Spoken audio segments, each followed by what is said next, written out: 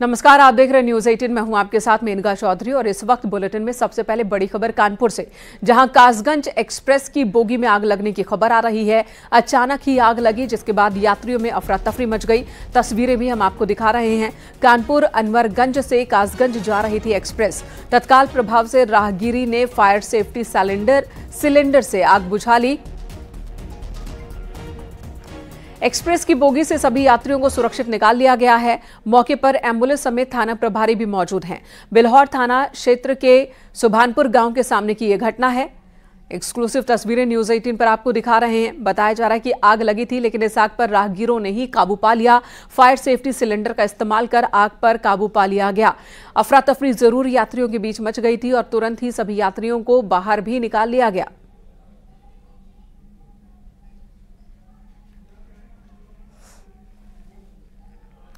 उधर आगरा में एक छात्र की तीसरी मंजिल से गिरकर मौत हो गई। छात्र की मौत से कोहराम मचा है। छात्र आगरा में रहकर नीट की तैयारी कर रहा था। मामला थाना सिकंदरा क्षेत्र के कृष्ण लोक अपार्टमेंट का है। बताया जा रहा है कि छात्र का नाम आदि है और वो नीट की तैयारी कर रहा था। तभी अपार्टमेंट की तीसरी मंजिल से गिरकर उसकी संदिग्ध परिस्थितियों में मौत हुई है। सूचना मिलने पर थाना पुलिस मौके पर पहुंची। पुलिस ने शव को कब्जे में ले लिया है। छात्र के पिता अकोला में सरकारी डॉक्टर हैं। छात्र प्रतियोगी परीक्षाओं की वजह से स्ट्रेस में भी था। पुलिस का कहना है कि हर एंगल से मामले की जांच की जा रही है। छात्र की मौत हुई है या फिर हत्या, सभी पहलुओं से जांच पड़ताल चल रही है।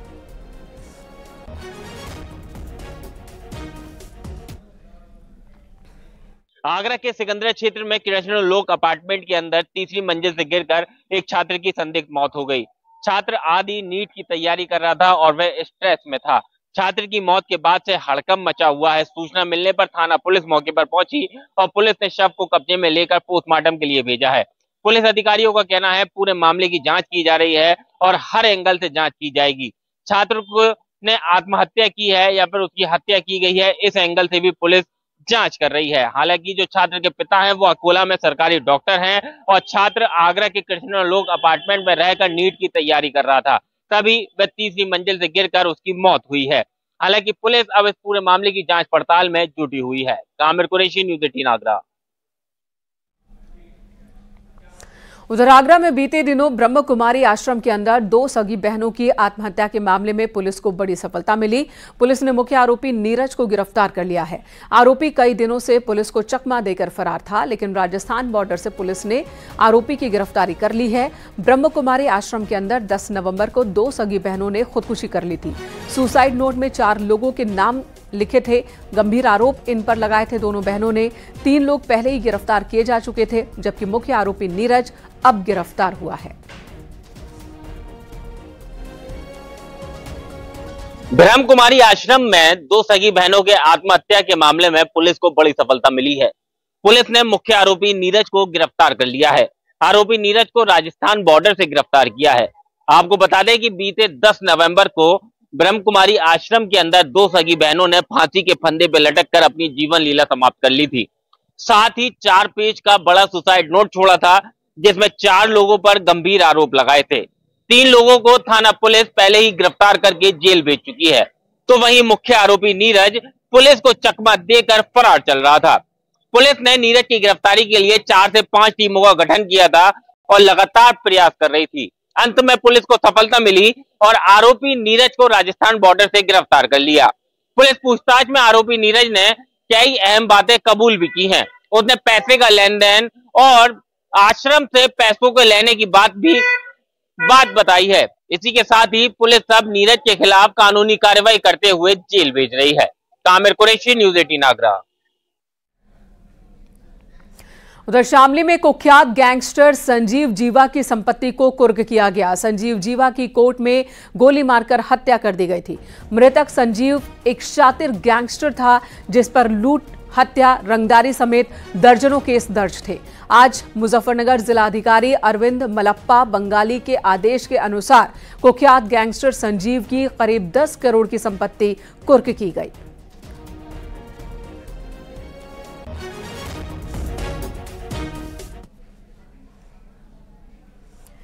हमीरपुर से बड़ी खबर। गैंगस्टर एक्ट के तहत अब तक की सबसे बड़ी कार्रवाई हुई है। केशव बाबू शिवहरे, विष्णु शिवहरे और दीपक शिवहरे की संपत्ति कुर्क हुई है। पिता, पुत्र और चाचा पर की गई ये बड़ी कार्रवाई है। तीनों पर नशीला पदार्थ की तस्करी और जमीन कब्जा करने के आरोप हैं। 1 अरब 42 करोड़ 45 लाख की बेनामी संपत्ति कुर्क हुई है और इसी के साथ 5 स्टोन क्रशर्स, 42 गाड़ियां, 3 कॉलेज, 350 बीघा जमीन भी कुर्क की गई। इन आरोपियों के खिलाफ कई आपराधिक मुकदमे दर्ज हैं। इससे पहले तीनों को कई बार पुलिस गिरफ्तार कर चुकी है। तीनों हमीरपुर के सिसोलर इलाके के रहने वाले हैं।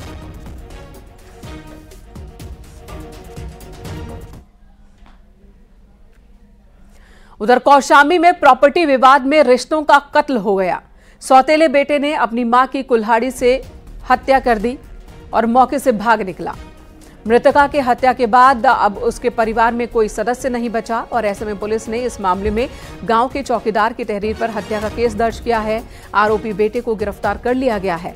आरोपी के पिता की मौत पहले ही हो चुकी है। सौतेली मां खेत बेचकर किसी दूसरे शख्स को पैसे भेज रही थी, जिससे गुस्साए सौतेले बेटे ने मां की हत्या कर दी।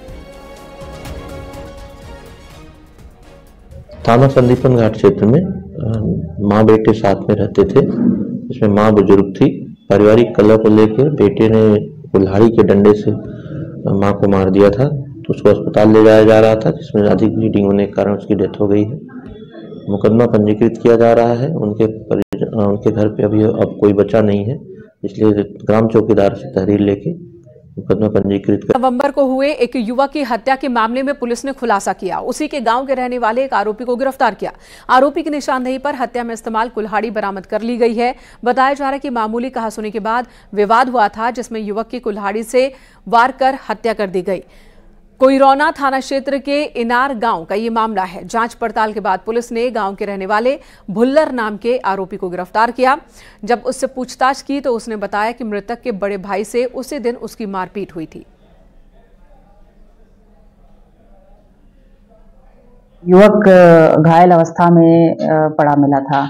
उस पर तत्काल पुलिस की टीम मौके पे पहुंच करके उसकी चूंकि सांसें चल रही थी, उसको प्राथमिक उपचार के लिए CHC भेजा गया था। वहां से उसको ट्रॉमा सेंटर BHU भी रेफर किया गया था, जहां पर उसकी मृत्यु हो गई थी।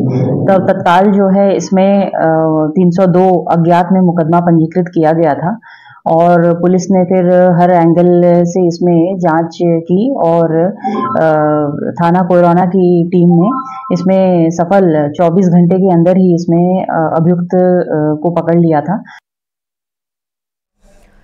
सहारनपुर के देवबंद से 23 नवंबर 2022 को शुरू हुई स्वामी दीपांकर की 365 दिवसीय भिक्षा यात्रा का पहला चरण पूरा हो चुका है। इस यात्रा के दौरान स्वामी दीपांकर जहां जहां भी गए, लोगों के बीच पहुंचकर उन्होंने भिक्षा के तौर पर लोगों से जातीय बंधन से मुक्त होने का संकल्प लेने को मांगा और इसी के साथ सभी को एक सनातनी होने का प्रण भी दिलाया।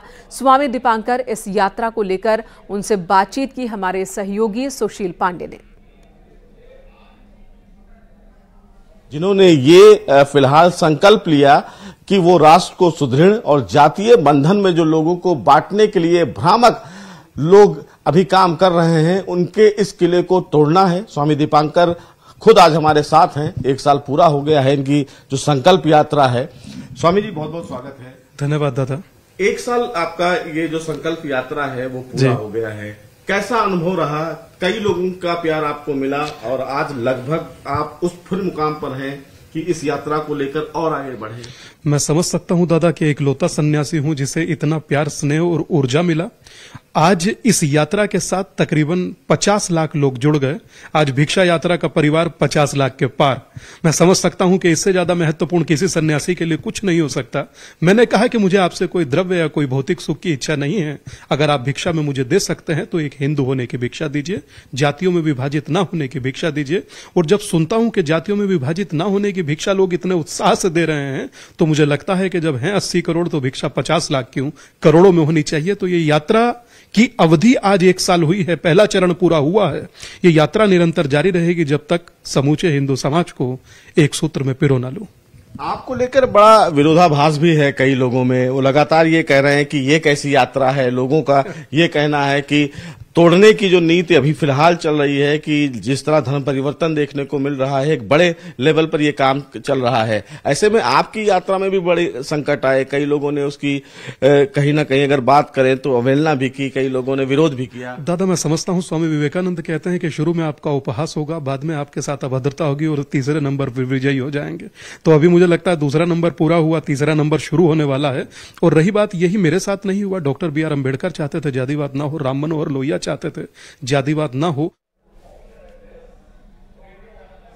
उधर महोबा में अंतर्राष्ट्रीय कथावाचक शिवानंद जी महाराज ने उत्तराखंड के सिलक्यारा टनल में फंसे 41 मजदूरों की जिंदगी को लेकर श्री श्री 1008 बांके बिहारी जी सरकार से मदद की प्रार्थना की। साथ ही उन्होंने श्रमिक मजदूरों के परिवारों को ठाकुर जी पर विश्वास रखने की कामना की।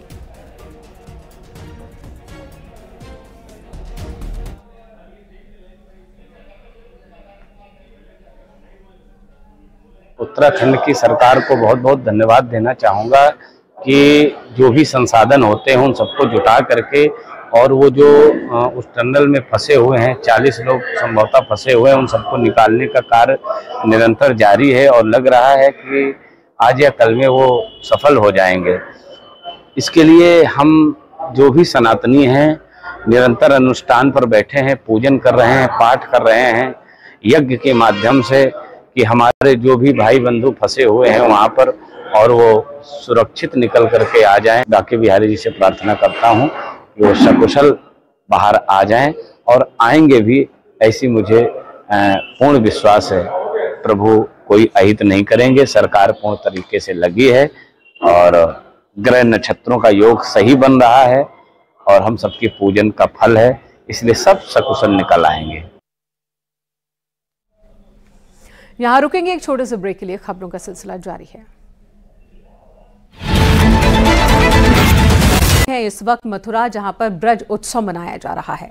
और अगली खबर नोएडा से। नोएडा में अवैध फार्म हाउस पर अवैध बार पर कार्रवाई हुई है। खुलासा हुआ है यहां पर कि अवैध फार्म हाउस पर अवैध बार चलाया जा रहा था।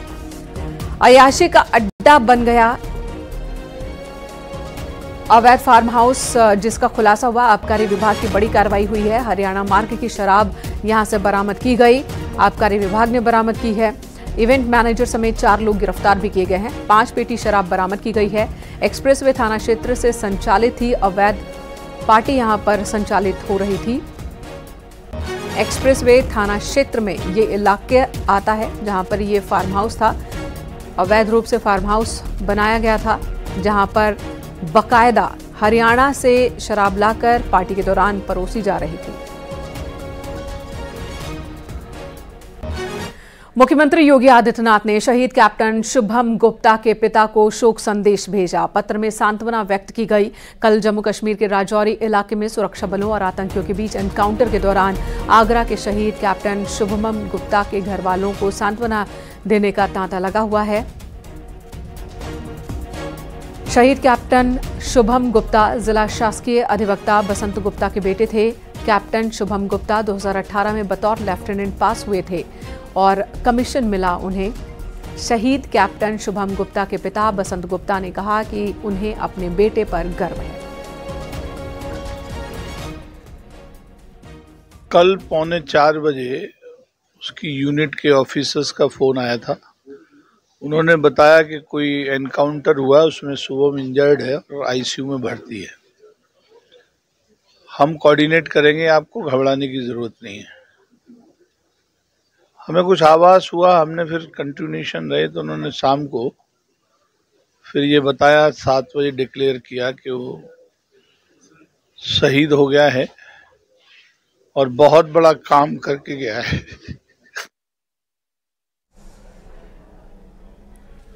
कानपुर देहात में एक बड़ा सड़क हादसा हुआ। पेड़ से टकरा गई कार, जिसमें 4 लोगों की मौत हो गई है। हादसे में 5 लोग जख्मी हुए हैं। खबर है कि ड्राइवर को नींद आने की वजह से यह हादसा हुआ। सीएम योगी आदित्यनाथ ने हादसे पर दुख जताया, साथ ही अधिकारियों को मौके पर तुरंत पहुंचने के निर्देश दिए।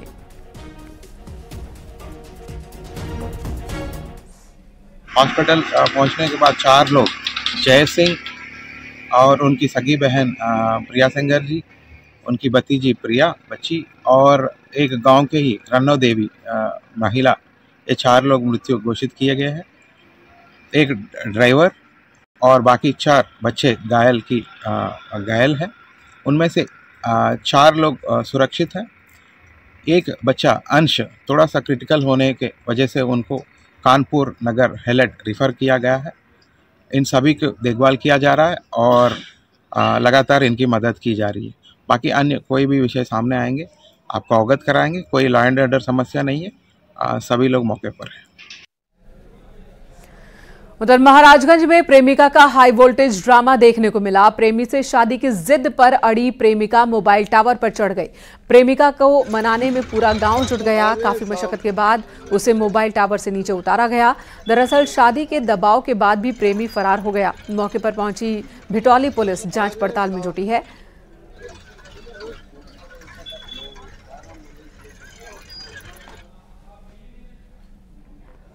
यहां रुकेंगे एक ब्रेक के लिए, खबरों का सिलसिला जारी है।